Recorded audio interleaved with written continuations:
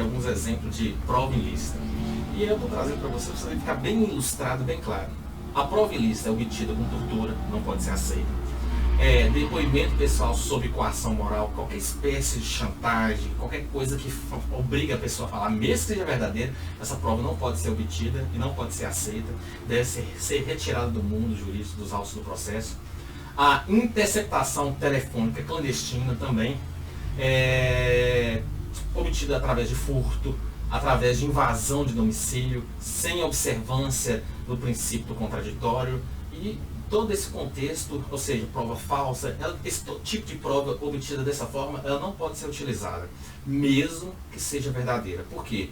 Porque a forma que foi obtida, ela invade uma construção ética que o Estado deve observar. O Estado não pode se fazer justiça com as próprias mãos, então ele não pode se tornar bandido para prender bandido, porque nós não vamos saber qual bandido que a gente vai querer que seja condenado.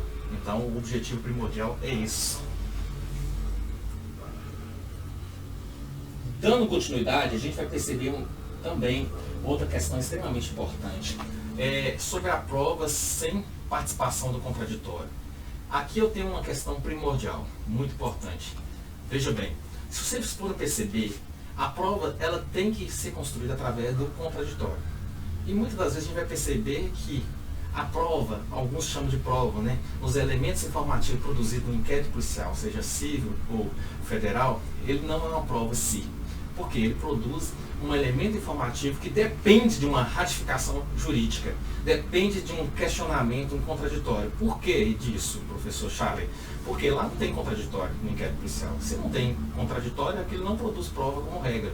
Alguns elementos, algumas situações de urgência têm uma produção de prova antecipada, mas que vamos ter um contraditório postergado. É o caso da perícia. Essa perícia é feita de imediato, mas ela vai ser alvo de um contraditório postergado. O juiz deve analisar tanto a prova produzida no inquérito policial, no caso da perícia, como também a prova produzida pela defesa. Mas, no geral, ela produz elementos informativos que não tem o quê? Contraditório. Por não ter contraditório, ela não produz uma prova. Então, ela não pode ser utilizada para condenar ninguém. Diante disso, uma prova sem testificação, produzida de forma unilateral, sem elemento de contraditório ou ampla defesa, ela não permite ter sua validade. Também poderá ser considerada como prova ilícita.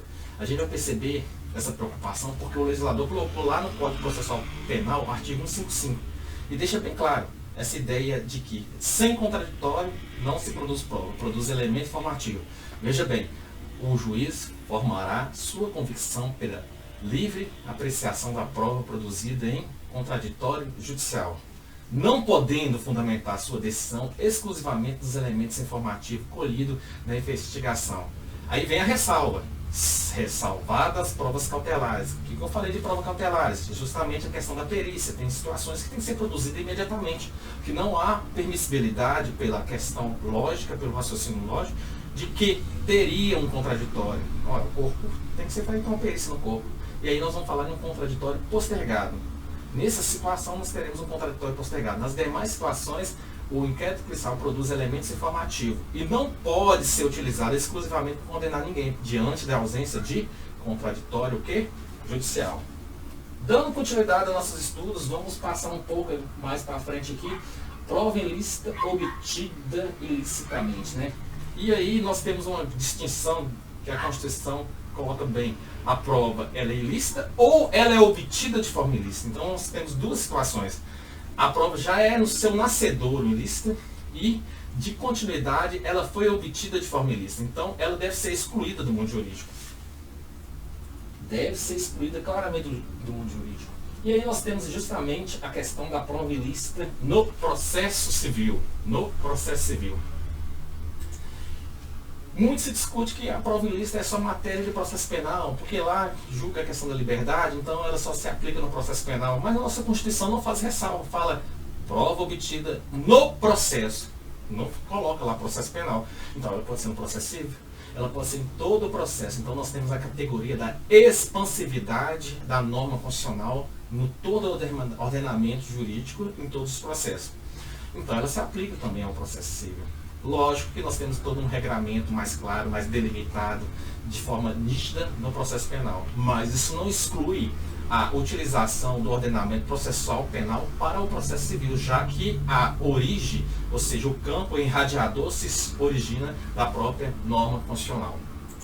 Dando continuidade, vamos perceber que a Constituição, lá no artigo 5º, inciso 55, deixa bem claro, são inadmissíveis no processo.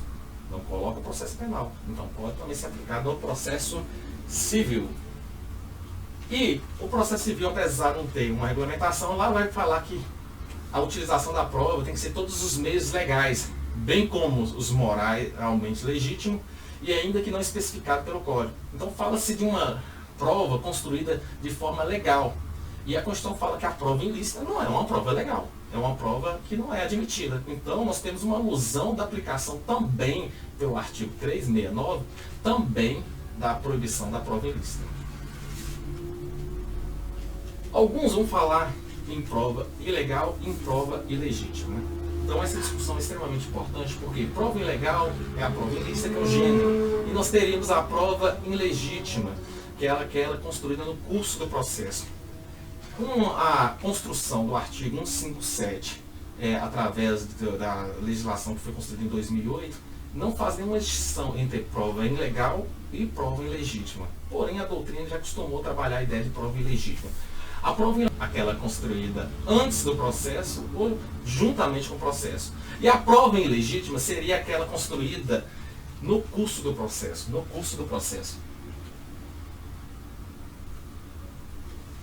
No curso do processo. Então, veja bem, nós temos toda uma construção legal onde que a prova ilícita ela já é toda pretérita ou até no processo, e a prova ilegítima ela é construída no curso do processo. Então temos alguns exemplos que fazem uma distinção, apesar da própria lei, a lei infraconstitucional, que pelo menos na regulamentação do artigo 157, não trazer nenhuma distinção entre prova ilegítima e prova ilícita. Então, teoricamente, ambos são prova ilícita.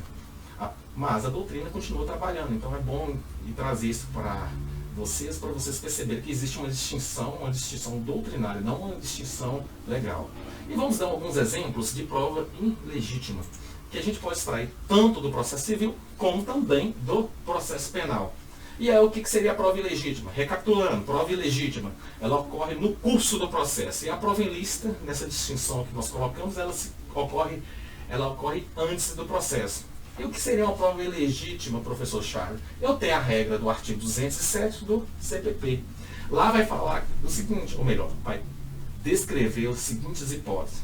São proibidas de depor as pessoas que, em razão da sua função, ministério, ou ofício, ou profissão, deva guardar segredo, salvo as desobrigadas perante a parte interessada e que quiserem dar o seu testemunho. Então nós temos a regra do artigo 207.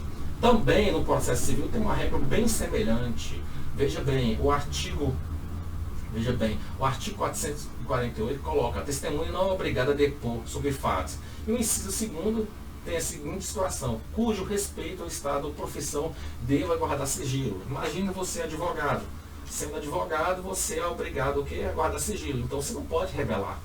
Trata-se de uma prova ilegítima, ou melhor, uma prova ilícita, que não pode ser utilizada no processo. Essa mesma regulamentação consta também no Estatuto da OAB. O advogado ele deve recusar de depor sobre fatos de seus clientes.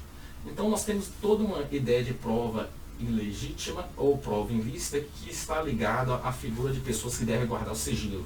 Aí inclui advogado, inclui médico, psicólogo, pastor, padre, pessoas que obtêm informações sobre determinadas pessoas através do ato de confiança.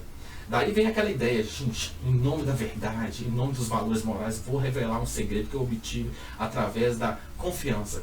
Isso é considerado uma prova ilegítima ou uma prova ilícita.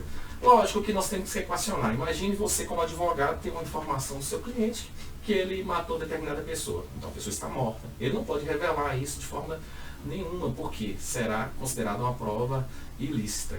Porém, se o seu cliente vem informar que vai matar essa testemunha, aí nós temos um fato onde gera uma antinomia. Essa ideia de prova ilícita versus a questão da vida. Ou seja, nós não estamos falando de um crime que já ocorreu, nós estamos falando de uma possibilidade de um novo crime. Então esse fato, logicamente, dentro de uma antinomia, deve ser revelado. Esse fato deve ser revelado para o advogado, aí nós não teríamos uma prova ilícita, justamente porque nós temos um choque entre proibição de prova ilícita, a questão do sigilo, versus a questão da vida. E aí nós temos que equacionar pela ideia da vida. Continuando aqui, vamos voltar aqui para o nosso slide, falando um pouco sobre a questão da prova ilegítima.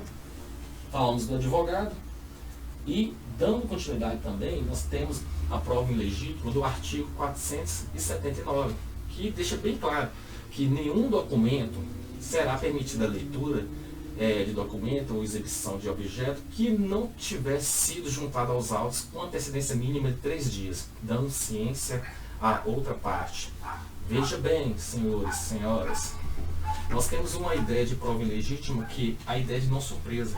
Então, lá no tribunal do júri, esse dispositivo vai se aplicar exclusivamente no tribunal do júri, ele não permite a ideia de prova surpresa. Então, tem que ser juntado com antecedência de 3 dias, para que a outra parte possa ter ciência de qual documento vai ser juntado. Então, se for juntado um documento, ou falado um documento que não teve, foi juntado com antecedência 3 dias antes, esse é considerado uma prova ilícita, mesmo que a prova seja verdadeira. Aqui a ideia é preservar a não surpresa, preservar uma construção do processo de forma adequada, justamente para que tenha um julgamento adequado, um julgamento coerente, e justamente a ideia de não surpresa, ele equaciona a ideia do princípio do contraditório. Então teríamos também uma prova ilícita. Dando continuidade aqui, vamos aprofundar um pouco mais sobre o tema. E aí nós falamos sobre esse tema, sobre a colheita de prova, nós já falamos sobre essa consequência, e vamos falar nesse tópico aqui sobre a consequência da prova ilícita e sua exclusão. E aí nós temos ideia básica. Professor Chaves, se a prova, mesmo sendo verdadeira, não pode ser utilizada, se ela foi obtida de forma ilícita, ela deve ser desentranhada, retirada do mundo jurídico. Isso, deve ser retirada. E quando eu falo desentranhada, ela se aplica também ao processo civil? Sim, porque a própria margem, a compreensão se dá da inadmissão frente à Constituição, da inadmissão da prova ilícita. Perfeito? Então, se é inadmitido, então ela não pode estar no processo. Então, ela deve ser retirada tanto do processo civil, processo penal, processo trabalhista, qualquer espécie de processo. Essa regulamentação de desentranhar, ela está bem clara e nítida lá no artigo 157. E esse artigo 157 vai estabelecer que ela deve ser retirada do mundo jurídico. E aí nós temos uma discussão. O juiz que tomou ciência da prova, que foi retirada do mundo jurídico, ele pode julgar ou não pode julgar? E aí nós temos essa discussão sobre o princípio da imparcialidade. Eu, julgador, que ao desentranhar aquela prova ilícita, que eu retirei do mundo jurídico, eu posso julgar? Eu posso utilizar esse fundamento para julgar alguma coisa? Não, porque ela foi desentranhada, então não foi construída no mundo dos autos do processo. Mas eu fui o juiz que te retirei, eu fui o juiz que reconheci como prova ilícita. Posso julgar no processo? E aí essa discussão se vem há muito tempo, porque violaria ou não o princípio da imparcialidade. Eu entendo que viola o princípio da imparcialidade.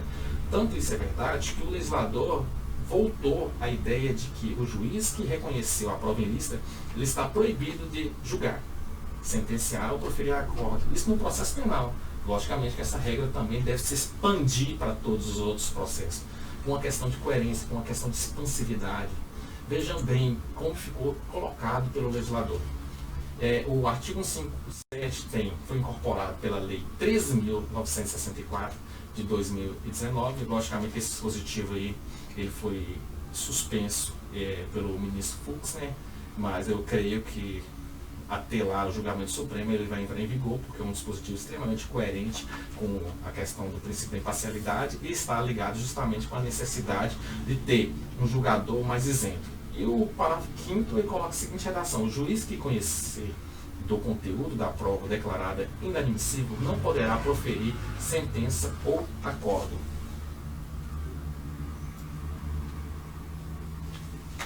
Novamente, é importante colocar que a exclusão da prova ilícita ela se faz pela norma infraconstitucional do artigo 157, mas também pela própria redação do artigo 5º, inciso 56, onde deixa-se bem claro: inadmissível a prova ou as provas obtidas por meio ilícito. Se é inadmissível, não pode estar no processo, deve ser desentranhado.